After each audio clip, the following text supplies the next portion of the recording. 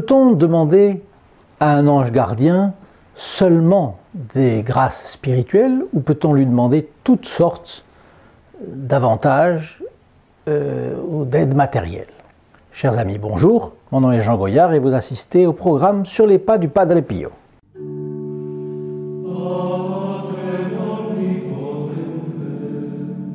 Aujourd'hui, nous allons voir un fait relativement simple, encore que merveilleux, et cela est tiré d'un livre fort intéressant, Le Padre Pio et les anges. Et l'auteur est Giovanni Senna.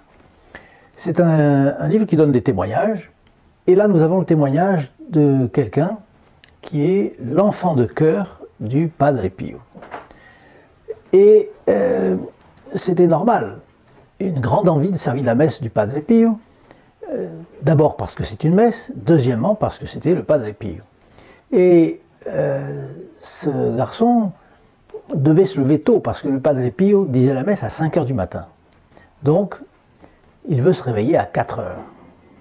Mais il avait quelque chose qui était un avantage et un inconvénient en même temps. Il était un dormeur du tonnerre et il dormait comme une pierre. C'était un avantage parce que dans cette région du Monte Gargano, où il y a tellement de secousses sismiques, là où énormément de gens se réveillaient à la moindre secousse, lui, il dormait paisiblement, du sommeil de juste. Mais c'est un inconvénient quand il faut se réveiller. Et voilà qu'il fallait qu'il se réveille à 4 heures du matin, et voilà qu'il était obligé de se coucher tard, et surtout son réveil était cassé. La cloche de son réveil était cassée. Alors qu'est-ce qui va se passer? Et finalement il dit, mais j'ai eu l'idée de recourir à ce personnage un peu mystérieux, dont on m'avait parlé, et qui est mon ange gardien. Et vous savez que l'ange gardien, c'est quelqu'un qui nous est donné à la naissance. C'est quelqu'un, même peut-être à la conception, c'est quelqu'un qui nous est donné par Dieu et qui va nous assister tout au long de notre vie. C'est quelqu'un qui est placé là rien que pour nous. Un ange gardien, c'est pas quelqu'un qui est avec moi et qui a d'autres fonctions. Non, il est à côté de moi, il est à mon chevet quand je dors, il est à côté de moi quand je suis réveillé, et il n'attend qu'une chose, c'est qu'on lui demande de nous aider.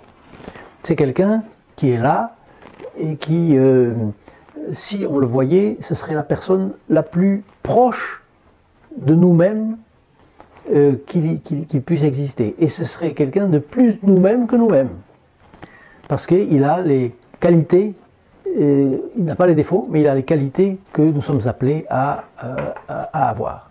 Donc l'ange gardien, cet enfant de cœur a l'idée de le solliciter. Il lui demande, faites s'il vous plaît, mon ange gardien, faites que je me réveille à 4 heures exact. Et puis il s'endort. Dans les brumes du sommeil, à un moment donné, il sent une douleur au côté qui le gêne. C'était une douleur pas vive, mais ça gêne. Alors il se retourne, et puis dans les brumes, il se rappelle de la messe du Padre Pio. Finalement, il ouvre la lumière, et il regarde son réveil, il est exactement 4 heures. La cloche du réveil ne fonctionnait pas, mais le réveil fonctionnait pour le reste. Il est exactement 4 heures. Alors à partir de ce moment-là, il a décidé d'avoir de la dévotion pour son ange gardien. Mais c'est quelque chose qui est plein de leçons pour nous finalement. Parce que on a quelqu'un auquel on peut demander bien sûr toutes les grâces possibles et imaginables, mais on peut lui demander absolument tout. Je peux vous dire une chose, enfin c'est une confidence, chaque fois que je demande une place de voiture à Paris, et Dieu sait si à Paris, vous savez, le stationnement est épouvantable, les encombrements ne le sont pas moins, c'est très difficile de trouver un parking à proximité de là où on veut aller. Bref, la voiture à Paris, c'est affreux. Et à Paris et la banlieue, je demande à mon ange gardien de m'aider à trouver une place, je trouve toujours une place. Donc il aide même d'une chose matérielle aussi bête que de trouver une place. Mais si on tourne, et on ne trouve pas de place, on s'irrite. Donc là, la Providence nous permet, nous donne un moyen de ne pas nous irriter. Donc ce témoignage de l'enfant de cœur du Padre Pio, au fond, n'a qu'un but, n'a qu'une finalité, c'est de nous montrer qu'on peut demander n'importe quoi à notre ange gardien. Et ça, c'est une chose qui, il est bon de ne pas l'oublier. Disons que le mérite ne nous en revient pas. C'est une grâce qui nous vient par les mérites infinis de notre Seigneur Jésus-Christ. Mais il nous a donné la Sainte Vierge comme avocate, il nous a donné l'ange gardien pour être aidé. Et vous savez, vu le nombre d'accidents qui arrivent aujourd'hui avec les enfants, par exemple, il y a des moments où on se dit vraiment, cet enfant a échappé, il n'aurait pas dû échapper, mais il a échappé à cet accident et on ne sait pas pourquoi.